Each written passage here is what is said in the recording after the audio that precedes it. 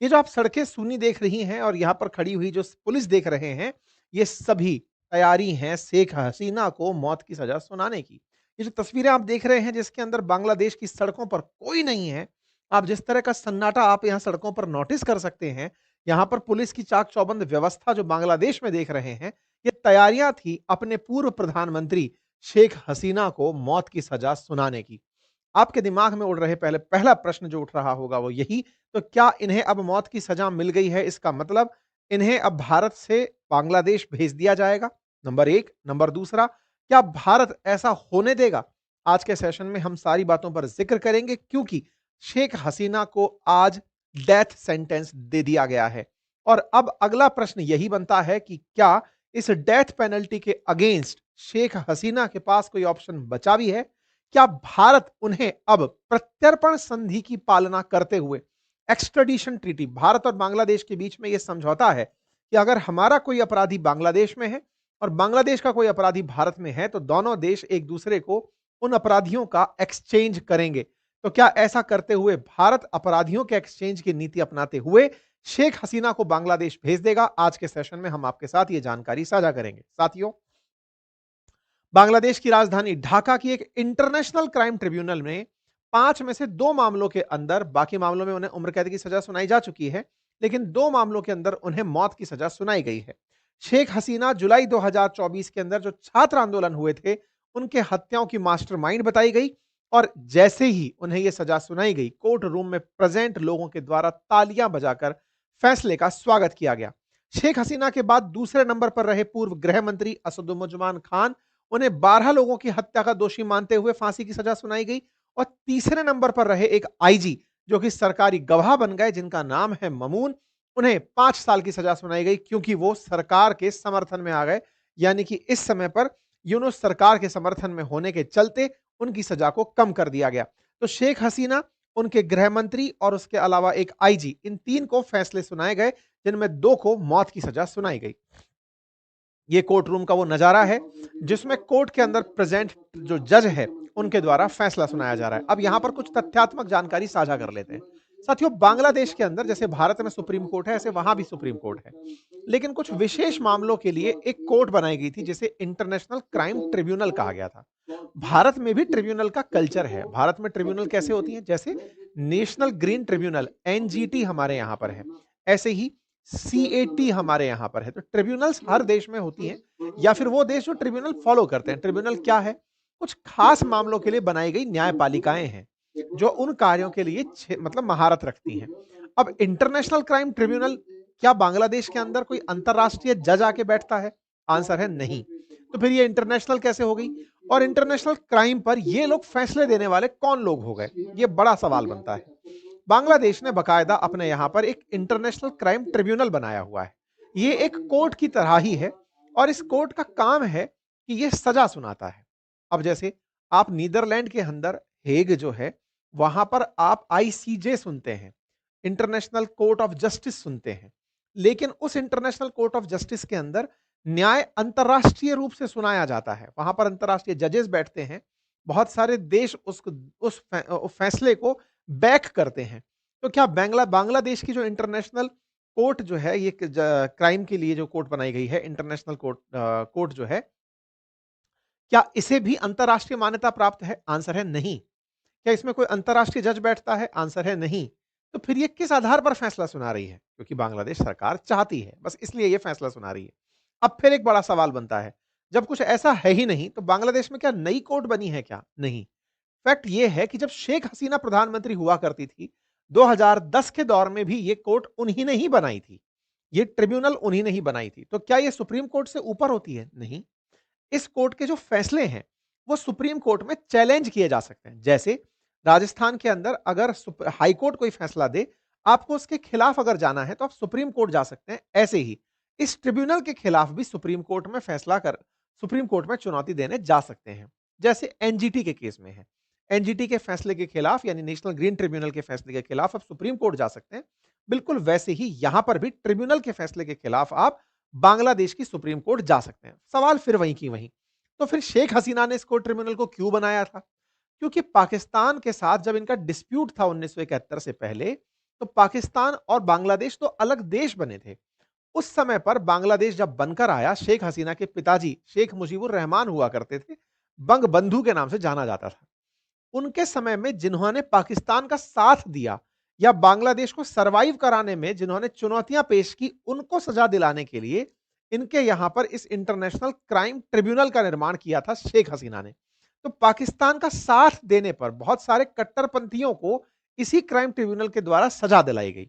अगर इसके खिलाफ अपील करनी होती है तो 30 दिन के भीतर ही सुप्रीम कोर्ट में अपील करनी होती है, लेकिन कंडीशन यहां पर यह डाल दी गई है कि जिसे अपील करनी है वो शरीर बांग्लादेश में प्रेजेंट होना चाहिए। आसान भाषा में कहूं तो जब यह कोर्ट फैसला सुना रही है, उस फैसले के खिलाफ अगर शेख हसीना को आवेदन करना है तो उन्हें वहीं पर प्रेजेंट होना होगा, सुप्रीम कोर्ट में जाना होगा।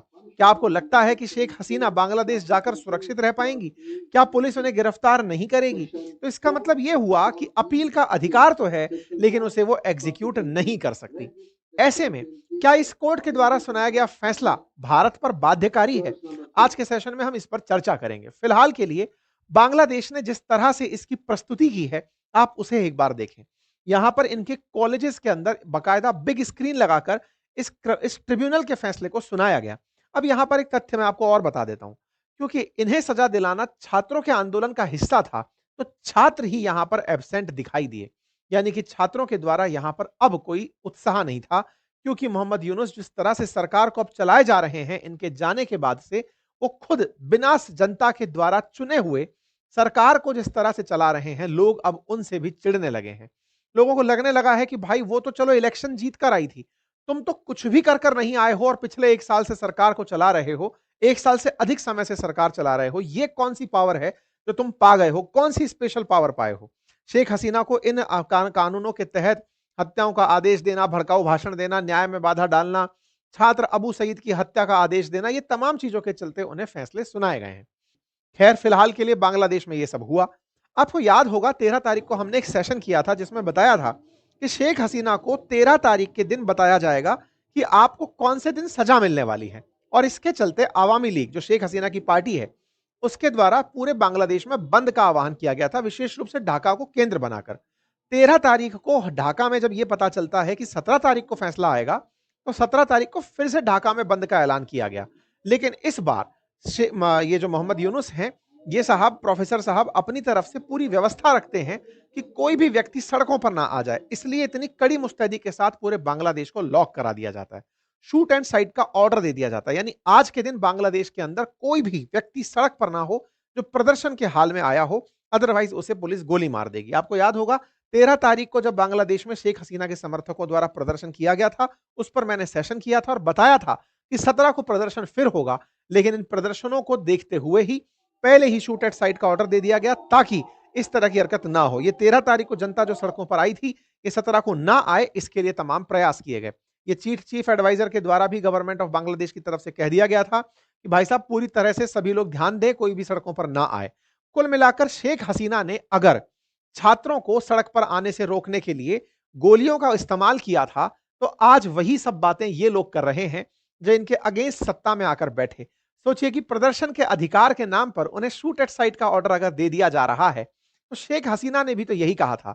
छात्र जब सड़कों पर आ रहे थे तो उन्हें रोकने के लिए कि भाई प्रदर्शन मत करो, आप लोगों के द्वारा सरकारी संपत्ति को बहुत नुकसान पहुंचाया जा रहा है, अगर आप लोग अभी भी नहीं मानेंगे तो शूट एट साइट का ऑर्डर दे दिया जाएगा।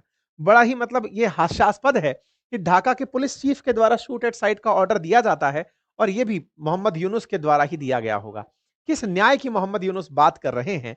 इस बात के ऊपर चीफ एडवाइजर कह रहे हैं कि वो शेख हसीना के उस फैसले के खिलाफ मौत की सजा सुना रहे हैं जिसमें उन्होंने न्याय के नाम पर छात्रों पर गोलियां चलवा दी थी।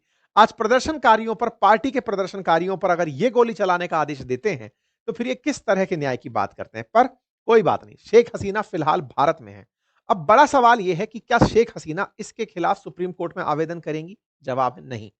क्यों नहीं करेंगी? क्योंकि अल्टीमेटली ये वहां जाना जरूरी है इनके सुप्रीम कोर्ट में फैसले के खिलाफ अपील करने के लिए। तो ना तो ये ट्रिब्यूनल में प्रेजेंट थी और ना ही ये सुप्रीम कोर्ट जाएंगी। दूसरा सवाल, तो क्या भारत इस फैसले को मानेगा? जी नहीं, क्योंकि ये इंटरनेशनल क्राइम ट्रिब्यूनल कोई अंतरराष्ट्रीय कोर्ट का फैसला नहीं है, बांग्लादेश का अपना फैसला है। हम मानने के लिए इसे बाध्य नहीं है। अब सवाल यह है, अगर यहां से हमें सूचना दी जाती है कि साहब हमारी कोर्ट ने इन्हें अपराधी डिक्लेयर किया है, अब प्रत्यर्पण संधि के तहत इन्हें हमें हमारे पास भेजिए, तो क्या भारत प्रत्यर्पण संधि यानी एक्सट्रेडिशन जो ट्रीटी है उसका ख्याल रखते हुए शेख हसीना को बांग्लादेश को सौंपेगा? इसका जवाब भी है नहीं। आप पूछेंगे ऐसा क्यों? क्योंकि ये हमारे यहां पर राजनीतिक निर्वासन का जीवन जी रही हैं और राजनीतिक निर्वासकों पर कोई भी प्रत्यर्पण संधि लागू नहीं होती है। जैसे चाइना से परेशान होकर दलाई लामा भारत आए थे। 1962 में भारत और चीन के बीच जो युद्ध हुआ, 65 में जो 62 और 65 के बीच में जो लड़ाई रही, उसके पीछे दलाई लामा का बड़ा कारण माना गया। कहा गया कि चीन हमें बार-बार कहता रहा कि तिब्बत के धर्मगुरु दलाई लामा को अपने यहां जगह मत दो। पर भारत ने कहा कि राजनीतिक रूप से अगर कोई भी शरण मांगने हमारे देश में आता है, तो वो सबसे ऊपर माना जाता है। इसी कारण से शेख हसीना को राजनीतिक निर्वासित जीवन जीने का भारत में स्थान दिया गया है। इसकी वजह से ये भारत में पूरी तरह सुरक्षित हैं। बांग्लादेश की आवामी लीग के द्वारा इस फैसले के खिलाफ पूरी प्रतिक्रिया दी गई है। इस बारे में जनता को मोबिलाइज किया जा रहा है। कहा जा रहा है कि लोगों को केवल बरगलाने का ये प्रयास है। भारत की तरफ से प्रतिक्रिया स्वरूप तो हम बातें जानेंगे ही, लेकिन शेख हसीना के बेटे का बयान आया और ये कहा कि हमारी मां को भारत के अंदर पूरे एक राजनीतिक जो नेता होते हैं उनकी तरह सम्मान मिल रहा है। हाल ही में एक इंटरव्यू भी आया जिसमें इन्होंने ये कहा कि भारत में किसी श्रेष्ठ व्यक्ति का, मतलब इनके काफी सारे नेता अवामी लीग के आजकल इंटरनेशनल इंटरव्यूज दे रहे हैं, वो बता रहे हैं अगर भारत ना होता तो शेख हसीना को उनके घर में ही उसी अगस्त की रात को मार दिया गया होता। जैसे इनके पिताजी को मारा गया, ऐसे ही इनको मारने की प्लानिंग थी। कुल मिलाकर के शेख हसीना भारत में राजनीतिक निर्वासन के कारण है, इनके खिलाफ कोई भी भारत कोई एक्शन नहीं लेगा। भारत ने यह जरूर कहा है कि हम बांग्लादेश के साथ किन स्तर पर वार्ता कर सकते हैं, बातचीत कर सकते हैं, जरूर करेंगे, लेकिन हाँ, हम इस पर कोई भी एक्शन नहीं लेंगे। हालांकि सरकार का स्टैंड नहीं आया है अभी तक बाहर होकर के, पर मैं आपको पहले ही ये बात बता रहा हूं। बिल्कुल चीन ने भी मल्टीपल टाइम दलाई लामा हमसे मांग लिए, हमने उन्हें नहीं दिया। हमने बकायदा सुरक्षा और दी। बिल्कुल वैसे ही शेख हसीना को हमने वापस नहीं लौटाया और उन्हें हम प्रॉपर सुरक्षा यहां पर उपलब्ध करा रहे हैं। इसके विरोध में, इन फैसले के विरोध में शेख हसीना की पार्टी कल सड़कों पर उतरकर विरोध प्रदर्शन करेगी। अब बड़ा सवाल यहां पर आता है और वो ये है कि क्या भारत को इसके खिलाफ कुछ करना नहीं चाहिए क्या? बांग्लादेश चले चला जा रहा है, पाकिस्तान से हाथ मिला रहा है, बड़बोलापन करता जा रहा है, भारत चुप क्यों बैठा है? देखिए, वैसे तो राजनीति में कहा जाता है कि पेशेंस और परसिवरेंस दोनों अपने आप में बहुत ज्यादा वैल्यू रखते हैं, लेकिन भारत बांग्लादेश की सिचुएशन पर पूरी तरह नजर बनाकर बैठा है, क्योंकि हर घटना के पीछे का एक समय कुशन पीरियड होता है। इस देश ने भी बहुत से लोगों को माफ कर दिया है। देश में इमरजेंसी जैसी घटना के बाद भी इंदिरा गांधी जी की सरकार वापस आ गई थी। अर्थात लोग राजनीति में जब किसी से नफरत करते हैं, कुछ समय बाद उसके अच्छे कार्यों को भी याद करते हैं और सरकारें लौट कर आती हैं। शेख हसीना के खिलाफ जिस तरह का बांग्लादेश में माहौल बनाया जा रहा है, वो ऑटोमेटिक इन्हीं लोगों के कर्मों के कारण डाइल्यूट होने लगेगा और फिर से शेख हसीना की मांग उठने लगेगी। भारत बस उस दिन के इंतजार में बैठा है। बाकी अन्य स्तरों पर भारत के द्वारा तमाम वो प्रयास जारी हैं जिसके चलते बांग्लादेश पर फैलाकर ज्यादा तेज ना उड़े। आप लोग इस विषय पर क्या सोचते हैं? अपनी राय जरूर कमेंट बॉक्स में दीजिएगा।